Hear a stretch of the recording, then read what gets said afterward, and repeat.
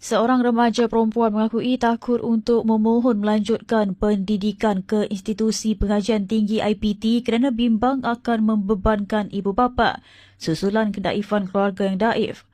Siti Nur Naisyah Cik Bongsu 17 tahun bagaikan berputus asa lebih-lebih lagi apabila bapanya Cik Bongsu Ramli 59 tahun yang sebelum ini menjadi tempat bergantung harap diserang angin ahmar sejak setahun lalu.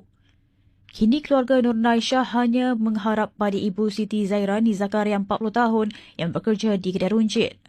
Anak sulung daripada 4 beradik itu berkata lebih memeritkan rumah sewa didiami mereka sekeluarga di Kampung Jias di Pasir Mas sudah tertunggak selama 6 bulan.